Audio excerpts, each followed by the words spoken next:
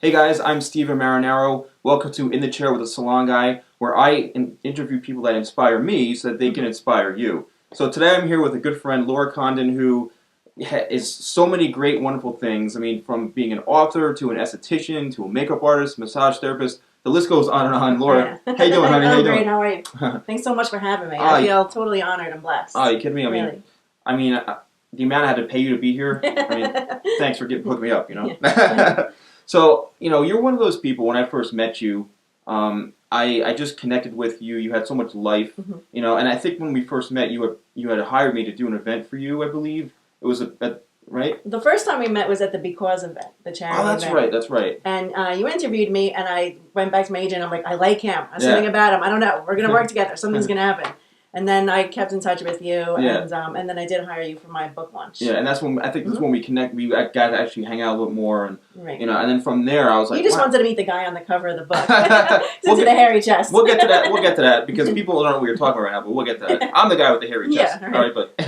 All right, but so since I first met you, I was like, wow, you got so much life, so much personality, but you're also like, a grinder, a hustler. You do so many things, and I think it's so important, for people to listen to someone like yourself, and that's why you're here, because this whole show is about talking to people that inspire me. So so how it goes, I'm going to ask you a bunch of questions, and anything you can answer them however you want, and hopefully someone who's watching can get inspired by what you have to say. So take us on a journey of where you've gotten today professionally. Like, where did you start, and how did you get here where you are?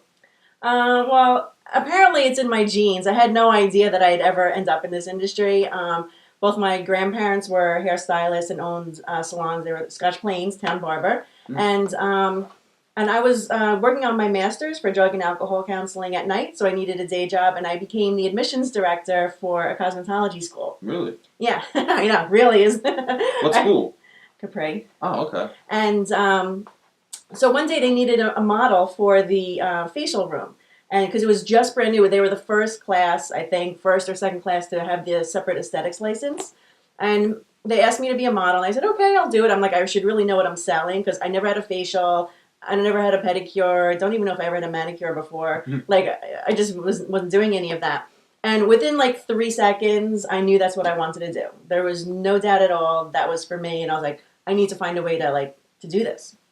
Because it was really everything I liked. I liked working with my hands. I like being creative. I like the essential oils and the healing part of it. And so then I just went to school. I mean, like almost immediately. I went to the Yankee parade that year after they won, and then I was like, "That's what I'm gonna do." And how long was that? It was '96. Was the Yankees won for that first time, and then and then '98 I got my license. Okay. So it was a really quick turnaround. I went 10 months at night, and I got a job in a law firm during the day, and I went to school every night. So that's the start of it, and then it's like there's Lora Condon now, which is like so many things. I mean, so you went to school, and then what? How did you progress into getting where you are? Well, I just basically made every mistake you could probably make. Really? Not on clients. No. Well, I mean, not too many, thank God. You didn't need that eyebrow. Don't worry. Eyebrow, yeah. So, I mean, I love to learn, and I'm fascinated by a lot of things, and I've always had a passion just for learning new things. So that's one of the ways that I've really just had a passion for learning all different aspects about our industry. Okay. Whether it was business, whether it was the service itself, or teaching and training. So I just went from one job to another, and a lot of it kind of was looking back. I could see the hands of God in it, but going through it, I was just like, oh my God, I'm just going from job to job to job. I can't find where I belong and where I fit in. Okay. And looking back, I realized that I was just going to every job to learn what I needed to learn, and then go to the next job, and then learn what I needed to learn, which really isn't a very glamorous way of going about it. but I get fidgety real fast, and then I'm out. Wow. And so that's kind of what happened. But you're one of those people who would you rather be working for someone else or have your own business? Well, they both have advantages. Mm-hmm. Not everybody is meant to be a business owner. Okay. For sure. And the hours I work, many days I'm working 15 hours, and that's just the way it is. Nobody ever talks about that. So, when it's a good owner, it's nice to go home at night and leave them with all the problems. But then I have a clear visions a lot of the time. And so I want to implement that vision, and I don't want to be told no. And my visions have proven through my success to be correct. And for some of them, and some of them were not, where I failed, and then I learned again or tried again a different way. Oh, interesting. So then where you are today is, you're an author, you kind of run your own operation. So how did you get here? Is it really hustle? Is it grinding it out? Is it saying, having no life? Because I know what that's like. I'm experiencing that right now. People are like, we see you all over the place, but do you go out? So, how did you really do it? Really through no sleep. And, this is what I learned. One thing I learned, I've taken a lot of self-improvement classes and through Peak Potentials, and it's really about integrity. Okay. And integrity with other people and integrity with yourself, most importantly. So if I say, I want to be the best eyebrow shaver in New Jersey, well, you know what? I might not get the award for that, but I'm going to do everything it takes inside of myself to learn how to do that. Okay. If I say I want to be the best facialist in the country, I'm going to do whatever it takes to learn how to do that and really do it. And the thing, on the other hand, the one thing I'm struggling with is losing weight. So I'm saying, I want to lose weight, I want to lose weight, but my integrity is not in place with that. I'm not doing necessarily always what it takes to do that. Interesting. So that shows you sometimes I have it, sometimes I don't, but it's really within yourself. Okay. Do you feel like people struggle with that though? Oh yeah. Because it sounds, say you're writing a book. I want to write a book, and I'm trying to do it here and there, but I'm not putting everything into it. But it's like, how do you just have to do it? What is it? I write down steps of what I want to do. So I don't know if you ever read the book Think and Grow Rich by Napoleon Hill. Okay, so he's very clear in there what he says about find out what is your goal, and then you backtrack it. So if I want to make $100,000 a year, so all right, who doesn't? That's like a great beginning goal to have, and then you just hopefully go up from there. So what do you do to make $100,000 a year? So you need to go. What do I need to make every month? Right. And then what do I need to make every week, and then every day? And so my goal is every day to make that certain amount, and then hopefully, at the end, I'll at least come close or, achieve my goal or surpass it. Okay. Well. So it's really steps. I'm really big on goals and setting goals and writing it down and copying what other successful people do. Right. That's really, really big for me is modeling and doing what they do. Yeah. I'm not going to be successful following some of my friends. And then I'll be... Am I one of your friends? And then I'll be just as successful as you by following some of my other friends. So it's like, who do I want to be with? They say your income is the average of the 5 people you hang around with the most. And I hang with no one. No wonder I know one. So it's just a matter of real integrity with yourself and getting real. If this is what I really want, what am I willing to give up to get that? What am I willing to do? What are some of the key strategies that you implement in your life daily, professionally and also personally? You wake up, personally, this is what you say to yourself, and then professionally. Why did I do this? What? This morning I was getting out of the car and everything was falling out of my car, and I kept putting it back in, kept falling out of my car, and I'm like, if someone's watching me, I just want to tell them, don't ever open a business. Just don't. Just work for the man.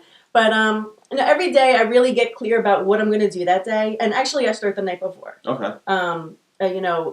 Writing down what I want to do, what I need to do, and I break them down into what has to get done, and then what can come next, and then what's the least important thing. For the next day, or for that. So tonight you I do it for the week. Oh, the week. Okay. I do it for the week, or if I know I need to do something later, I'll do that. But I kind of circle the things I have to do. Okay. But every day, yes. Every day. Pretty much. So do you say, what? I have this meeting today, or I have this project. I'm going in with this kind of attitude. Do you prep yourself? Oh yeah. Yeah, absolutely. Even personally, what are the 2 things you do professionally and personally every day that when you work and I mean, do you meditate every day, like that kind of stuff? I do meditate every day. I do visualizations every day, and I do affirmations every day. Okay. I have them on the inside of my mirror. I mean, my cabinet in my bathroom. So when I'm brushing my teeth, I'm reading. You do that. I correct and continue. Yeah. Okay, I mean, money good. comes easily and frequently. Like whatever. Wow. I have them all listed there. That's And incredible. I do them every day. A lot of successful people say that. That's what to they do it. say. So I mean, I'm gonna just work it. I mean, I have this thing on my mirror, and I keep saying, "I'm beautiful. I'm beautiful." And it's working. And I have no hair. I don't know what happened. But no, that's really interesting. That's interesting. It's a job. I mean, it really is. But you have to be passionate about it. You have to feel it, and you have to look at the end result. You know what I mean? Like, do I feel stupid sometimes doing it? Yeah. Do I think sometimes this is a bunch of BS and it's not really working? Yes. But I keep doing it. That's interesting. That's the key, is sticking with it. Because it's better to keep, saying that to yourself instead of just never doing it. Right. You're the only person who's going to tell you that. Usually. I mean, because myself, I'm like, people give you compliments here and there. Oh, you're this and that, and it's great. But you're only the really true person, that can because you're in connect. You're the only one that has control. You can only control yourself. That's the only thing in the world you can control. Yeah. So why not? Yeah. Did you have any role models growing up, or I mean, even like professionally, like people that you look up to that help you get where you are? Mm-hmm. I've had a lot of people help me, whether they knew it or not, and in good ways and in bad ways. Sometimes the people you hate the most are the ones that show you who you really are and how you might come off. Interesting. I would say, personally and professionally, they kind of intertwine a lot for me. I would say T. Harv Eker has been a really, one of the biggest influences on my life, completely. And who's that? He owns Peak Potentials, and I've done a lot of trainings with him and taken his classes, and they've really completely changed who I am. Really. I love Ronald Reagan. He's really like a major, major role model for me. How he lived his life, his integrity, his devotion to his family and his wife. His acting? I never really saw one of his movies. Well, I just know he was really good looking too. But just, he came from nothing. Alcoholic father, just like I had an alcoholic father who was, abusive and just trying to grow up with that and told no many times, but still just found it inside myself to create my own life and who I thought it was. I'm like, you're not going to tell me who I am. Like, I'm rebellious. I'm really, I am. I'm very rebellious. So you're not going to tell me who I am. Like, that's my attitude, and I'm going to show you who I am. But in a way that's positive, if I can, I try. And, in a way that's really true to who I am. Now, I notice about you that, and even I do this myself, I look up to certain people, and I have got role models that I look up to, and I make them public when I can. I mean, do you think that more people should look up to certain people? I mean, you read books all the time, like all this stuff. I mean, there's a lot of resources out there, but there's a lot of people that seem lost that don't do this. Do you think more people should have role models? Or? Absolutely. Because, no one teaches you, no one taught me how to do these things growing up. It was all, like, as I was an adult in my 30s, like, literally, like, 38, when I started to realize, wait, I was, like, totally wrong. Like, and I was taught everything wrong. So I just brainwashed myself to completely change and to think in a more positive way, not be a victim. And I was always taught, oh, well, whatever will happen, what will be, will be. That's a bunch of crap. It really is. I mean, you have to accept what happens, but you also have to create what happens. Right. And at least do your darndest to really make it happen. And I wasn't really taught that. Yeah. So I agree with you. I mean, growing up, a lot of people that have been on so far, they've all mentioned family. My mother was a role model. My father. I'm like, wow, like really? No. But everyone's got different. I mean, I can't say that. I mean, they were like taught me what not to do. Right. Really. I mean, growing up Italian, the beatings helped, but still, I mean, for Christmas, I got a wooden spoon with my name on it. I swear, I kid you not, in red paint. I'll never forget it as long as I live. God. Yeah, my mother broke many spoons on my butt. So one thing that's really cool about you is you've got so many different skill sets. I mean, from being a makeup artist to esthetician to author. I mean, business. Like, there's so many things. Why do you have so many skill sets? Like, I mean, Well, why not? I mean, I don't know. I think I just, the passion for learning, and then it just brought me to here and to there. And sometimes, like, I had to learn how to do something. Like, a lot of photo shoots, in order to get the job, they want you to do hair and makeup. Like, I don't really like doing hair. I don't want to do hair. As you can see, like, this is what it is. And but I learned how to do hair. I could do an updo, I could do a bride, I could do a blowout. You don't want me to cut your hair, but I mean, is it the best? No, but it's passable, and you know, they don't really complain. So it's just a lot of times just you had to learn, and if you wanted to make the money, you had to hustle and do it. It really comes down to making money. So all these things you're into, it's all leveraging it to make money. I mean, you love doing them, but yes I mean, and like, no. I only do things that I love to do. okay. And that's something I made a deal with myself, that if I'm going to take this path in the beauty industry, especially when going towards opening up my own business, I'm only going to do what I want to do, what I feel comfortable doing, and what I like to do. So I always say it's better, as long as I'm not working in an office, I'm good. What's your favorite thing to do? Is it massage? Is it, I mean, you're a Reiki master, yeah, that's right? my favorite thing. Reiki? Reiki. Mm-hmm. And you're a master, right? Yes. Wow. Which means I can teach people. I'm a teaching master. And Reiki, explain to the viewers who don't know, because some have heard of it. To me, it's a very spiritual experience. I mean, what is Reiki really? Reiki is a Japanese healing technique, and it's basically how I explain to people is what Mr. Miyagi did in the Karate Kid. So it's laying on hands and transferring energy from the universe, just basically through me to the person. And you could be sitting here, I could be touching you, you could be in China. It doesn't matter, because energy, as we know, transfers. And people are always shocked, but I'm like, you pick up a piece of plastic, punch it, and you can talk to someone clear as day in China. Well, how do you think that happens?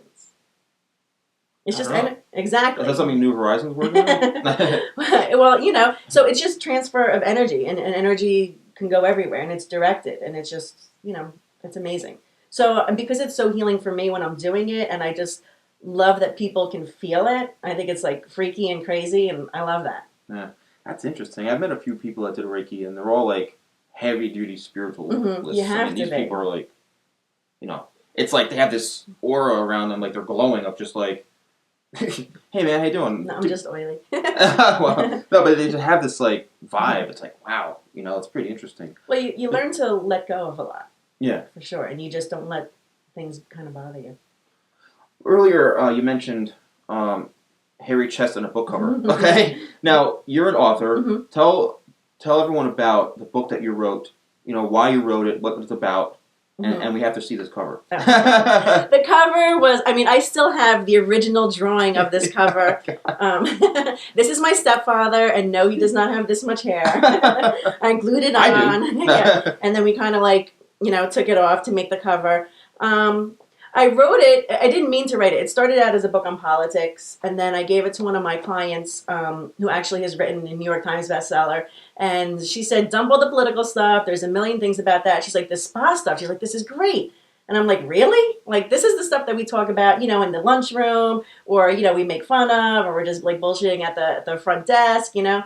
And everybody was really fascinated by it. And I was like, all right, I guess I'll just write it. And then I just started writing, and it was cathartic. And what's it called? What's the title of it? Oh, Spa Wars: The Ugly Truth About the Beauty Industry. Wow.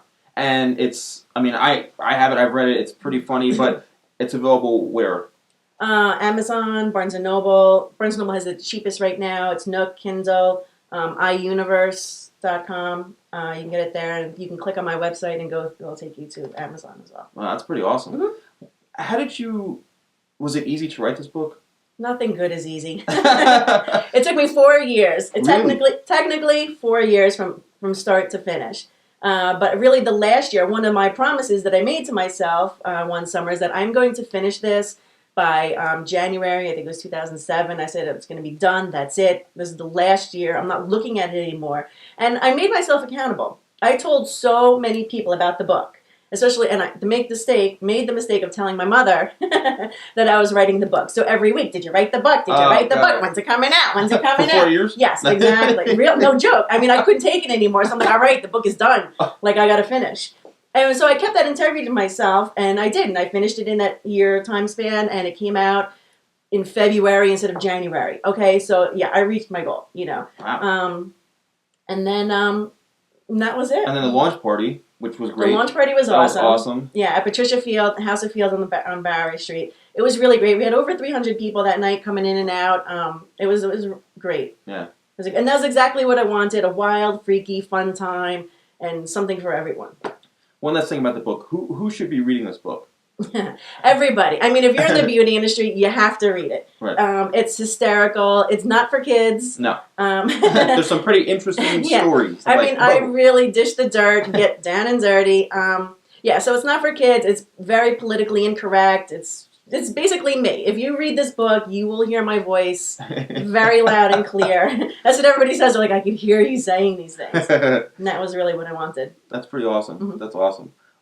So what do business owners need to focus more on these days? And where do you see the industry that we're in going as far as the beauty industry and just business in general? Because we talk about business owners and mm-hmm. we're like, oh my God, another one. Just what's with this person? Mm-hmm. So what do they need to do to survive these days? There's a lot that can be done. I mean, our business, unfortunately, you know who the top players are because they're business people. They're not playing business. They're not playing hair salon. They're not playing, perfumes and creams and smelly stuff. They're hardcore numbers. And at the same time, you have to balance that with understanding that it's really a relationship between you and the client, as much as the numbers. Each one is really important because without the client, there are no numbers. So for me, it's really about, in terms of the client experience, and giving them the best experience that I can offer just through whatever talent I have, being very honest with them, say this will work, that won't work. I mean, people are always amazed when I tell them no. Like they can't believe it. And then they want to buy more. And I say, no, I can't change your eyebrow shape. No, don't come, you don't have any hair for me to wax right now. Come back in a month. Or no, I'm not going to do your facial before your wedding because I've never done your face before. I get a lot of those that want to do all these things before their wedding. Like, my wedding's next week. Can you do a facial? No. I saw a disaster once. Yeah. Somebody got Botox the day before her wedding. I mean, that's just dumb anyway. It looks like she went to the ring with Rocky. Yeah. I mean, and that doctor probably should not have done it. Right. I mean, that's unethical. He just took her money and that's it. Or she took her money. Right. Whatever. So, I mean, that's really unethical.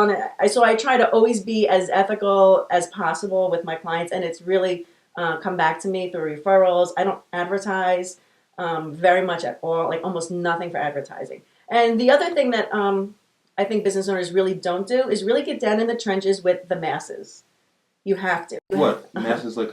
People. Okay. You have to get in there, whether it's handing out flyers at the bus stop, whether it's going to meet and greets, whether it's getting involved with the softball team in town, networking, everything. You have to be out and meet people face to face. That's the only way. You put an ad in the paper, just give me that money. Please, give it to me, and I'll show you what I can do with it.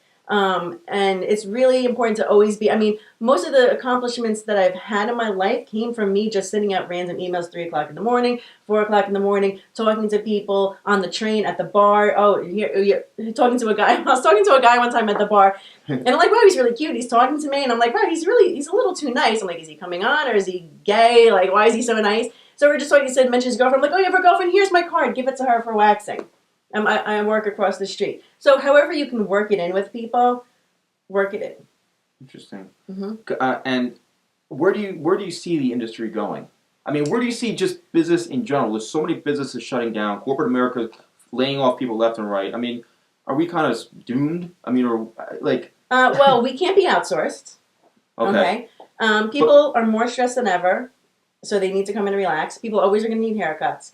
What's happening now and why so many businesses are closing is because they don't know how to run their business and they don't know how to run their business. Okay. And it comes down to basically keeping a low overhead. That's one thing I'm adamant about in my life, my personal life, and in my business life. I have an extremely low overhead. I live, like I think I've told you this before, I divide my money up into categories and I live off of 55% of my income. If you can't live off of 55% of your income, you've got to lower your expenses. No wonder you take 8 vacations a year. 5. I'm going to Florida. I'm going to Bahamas. I'm going to Jamaica. This is all in 1 week. No. Yeah, well, I mean, hey, if I could, I would. But, but I'm also working 15-hour days. I work 7 days a week. So if I'm going to take a vacation, I'm taking a vacation. And no one's telling me no. Like, because the ramifications of me not getting rest are not pretty. So really, you want me to go away. But, no, so I mean, like, I really make a point to live underneath my means. So a lot of, like, for spas, they have these big, beautiful, double massage rooms, and they've got wet rooms. Nobody uses those. Okay. You know what I mean? So it's wasted space. Exactly. It's wasted space, and stylists aren't selling. Retail is where you're going to make it. You're not going to make it on services. It's all in retail. Retail? Yeah. Really? Oh, yeah. I mean, because if you're a salon owner and you are... splitting your service with a stylist, you're getting 50%. That's not enough to keep it going. If your rent is like 10, 15, 20 grand a month, how are you doing that? So many owners play down take home and all that stuff. No, well, they just like they ignore, like it's nothing. They're ignorant. They're truly ignorant because you can sell 2 products. Who's not going to buy a shampoo, conditioner, a styling agent, and not really think much about it? Every woman will do that, just like every woman will always buy a lipstick. You know what I mean? It's the same thing. They'll always buy a shampoo, conditioner, styling agent. If it smells great, it's in the bag, literally. And so to not take advantage of that, and that could be a $60 transaction minimum right there. Do you think the owners should give commission on I am for commission. I am a capitalist pig. So yes, I mean I am motivated by money, or else I'd be watching, The Real Housewives every night with everyone else, which I do. But yeah, I mean I absolutely. We are motivated by money. That's what we are. That's who we are. That is human nature. Mm-hmm. So I don't have a problem giving commissions to people and giving kickbacks to people for them making my life easier. I'm making money. Why do I care? Yeah. Let's all make money. See, it's interesting you say that because one of my mentors and icons says money should not be the only motivator. I didn't say it's the only motivator. Okay. But you said Not you're motivated by money. I absolutely am. So it's a motivate, it's one of them. Exactly. Yeah, I mean, of course, who doesn't want more Because money? why would we get up? Really? Who wants to work? But that's why I said if I'm going to do something with my life, when I was like, 26, 20, 25, 26, I was like completely lost. I hated every job. And then when it came to this, I didn't know the industry at all. I had no idea. And I was like, you know what? I like it. I'm just going to do it. And I don't really care anymore. Like if I fail, I don't care. I'm already basically a failure. Yeah. Well. I really was. Like I had, no skills. I was just like, I didn't. I'm like, I don't know what I'm doing with my life. Well, clearly you're doing a lot of things. Well, but then once it happens, it all right. fell right into place, and that was it. What's your take on social media, the internet, the way businesses are being run now with computers? I mean, really what it comes down to, it's the internet. People call it social media and all these things, but, what's your take on that whole thing? For me, it's been my whole career. Really? Yeah, it really has. From the beginning, when I first started doing makeup, I could easily email pictures to photographers. I can go online and research all these photographers, look at their portfolios, see if I thought there was someone that would work with me, because I had no skills. And and by doing that, I was able to get to so many more photographers. And I think about people who came before me. I'm like, wow, those people who were successful really hustled. They had to go to every single photographer that they looked up in the yellow pages and then go out to every single one. Could you imagine going? Oh, what that? Could you imagine going to every photographer, like just in Manhattan, like you just even pick 21st and Chelsea area, just trying to go to all of them and then promote yourself. It's crazy. It would take forever. So you think it's easier to find these people through the internet? Absolutely, yeah. So I was able to promote myself, like I said, those 3 o'clock in the morning emails. Right. And one of them actually paid off. I worked with High Times magazine. Whoa. And it was right after it was maybe right before 9/11. I sent them an email. I'm like, well, if you ever need a makeup artist, let me know. I didn't care. I was like, I'll do anything, And then 9/11 came, and then their makeup artist wouldn't come back into the city, and he gave me a phone call, and boom, there I was. High Times. Mm-hmm. And that was a good year, and I needed that right after 9/11. Let me tell you. We can't pay you in cash, but here's 4 pounds of something over here. Exactly. Whoa, right. So I mean, things like that, it can pay off a longer time. And it was really, I didn't go to High Times, their offices, I didn't, do anything but just send an email. Right. Interesting. So you think that social media is a necessity of running a business nowadays? I think if it's not a necessity for your business and you're successful, you're very lucky. Okay. You probably have a long history of success and referrals, and you're in with the press and all of that. For those of us that have just started out in the past 5 years in terms of a brick and mortar business, I think it's essential to create the relationship. Yeah. And people want to know what you're doing, and you should want to share what you're doing, and you should make it interesting to people. Yeah, I see some of your posts on eyelashes you've done, fresh eyelashes, and it's like, wow. People, especially in the industry we're in, where I can do a nice haircut, put it on Instagram or put it on Facebook, people can see it, or you do eyelashes or whatever you're doing, it's like, people see it, they're like, I want that. Yeah. It's almost like impulse buying. Yeah, You know? exactly. And people, you can say, "Oh, I do great hair," but if I've never seen your hair, Right. I'm not going to really refer anyone to you. But like, well, I think he says he's good. Right, I mean, right, everybody thinks they're great, right. but it could take time as well. And that's what I'm saying. It's that relationship building. 2 weeks ago, I did a girl from high school. I've been out of high school how many years? A lot of years, and she just came in now. Wait, that went to high school with you? Wow. Mm-hmm. So we've been friends on Facebook since, I don't know, a couple of years, 4 years, well, probably like 6 years now that I think about it, before I opened up my business. So it took 6 years for her to finally come in. Wow. And that's okay, that's fine, it's a client. Yeah. It's a client at a time in a day when I didn't have somebody booked. So, it all pays off eventually. People think that, if they don't really understand social media or Facebook or whatever, they think that they're going to put up a post and well, I have a Facebook page. I hear that all the time. Well, I have a Facebook page. Yeah. Well, what are you doing with it? Right. Well, nothing. Well, what do you expect? I know. That's like saying I have a car, but I didn't put gas in it and expecting it to run. Yeah. It's the same exact concept. Well, there's a lot of people that say social media is just for their personal life, and they don't really want to use it, and they don't have a reason to use it for business. Like, and I can understand that. If you're somebody who works for a company and the company has a page and you have someone running it, that's fine. And if you don't want to have your own personal, that's completely different. Yeah. But at the same point, especially in today's economy, we are all selling ourselves. Mm-hmm. We are all salesmen. We are all saleswomen. We're all hustling. If you're trying to like get anywhere, and you might even have, I know plenty of people that have good jobs that were laid off, fired, the company closed. We all know those people. So how do you think they got to the next job, or they're trying to get to the next job? It's through networking, because it's who you know who's going to get you in the door to potentially get the job. So social media is just another way for you to create that network of people that can potentially help you. Interesting. Well, before we close end the show, I'm going to ask you 5 questions. Like the actor's studio. And you can answer them however you want. Okay.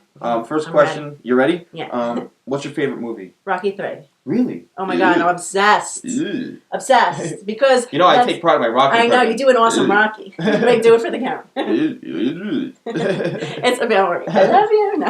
It's amazing because it's all about the internal struggle. That scene on the beach with him and Adrian is like one of the best scenes in history. He was the fighter. She was just the meek wife. And at his lowest point, when he just like, I have nothing. I don't even know who I am anymore. She told him, this is who you are. This is what you're going to do. And she like put the mirror up to him. Yeah. That's a good relationship. That's the relationship I want. You put the mirror up to each other and show each other who you are and how I see you. And that's what he did in the beginning when she was so meek. And at the door, he took her glasses off and Rocky won. And he was like, you're beautiful. Right. And she didn't see it. And he held the mirror up for her. Yeah, and then she finally gave it back to him. Yeah. And on the beach. I'll never forget. Mm-hmm. And after all that stuff, he looked at her and he went, how'd you get so strong? He said, how'd you get so strong? She's like, I live with a fighter, remember? And so that's really, that's why. Cool. Rocky III. That's awesome. If you could be someone else for one day, who would it be?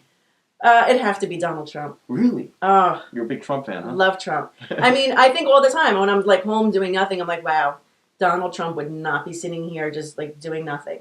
He doesn't work 9 to 5. You know what I mean? Like, not that I really want to work 15 hours, but I mean, like, he doesn't need any more money. He's doing this for the sheer pleasure of creating something and accomplishing goals. And, if you look at his kids, he's an incredible role. His kids are amazing. Yeah. Could you picture Ivanka Trump really at Tao dancing on a table getting drunk? No. No, exactly. So, I mean, like, she is also a role model for me as a woman, She's amazing. Yeah. I'm impressed. So far, I'm impressed by both Rocky and Trump. I know. Off to a good start.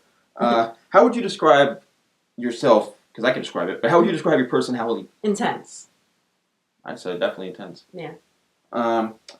If you could pick a place in the world to be right now, where would it be? Venice, always. Really? It'll always be the answer. Oh. Why? Because is it the scenery? Is it the food? What is it? I mean. Well, my whole life it's just always where I've wanted to be. I still haven't gotten there yet. Okay, but you've been to Italy though, right? I've been to Italy. I spent a month in Italy, but I didn't get north of Rome. Okay. So, and I was gonna go this year. I still might go this year, but I'm going to China. But oh, that's right. There's just happens to happen. So, that's where I want to be. Okay, that's cool.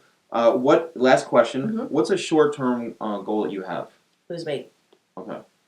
It is. That's it, huh? That's it. Well, I mean, that's where a lot of my focus is going now. Got a trainer, back on my Herbalife, trying to keep that integrity with myself because it's the one beast I can't slay. I've been a size 4, I've been 14, in between. So I really got to like find my balance. Okay. Well, I had a lot of fun. Always. Was it good for you? Yeah, it was great for me. I want to have a cigarette. And I don't even smoke. Okay. But Laura, thank you so Thank you much. so much. Mwah, I really appreciate your time, and definitely show the book one more time. Definitely check out the book. Pick it up. Barnes & Noble has it the cheapest right now. Nook, Kindle, Amazon, iUniverse, my website. What's your website? Makeupwithme.com. Okay. It's very funny. It's a great gift. It's very easy reading because I have a very short attention span. So you can definitely keep it in the bathroom and check it out. Yeah. No, I highly suggest it. So thank you guys so much for watching another episode of In the Chair with the Salon Guy, and I'll see you guys on the next episode.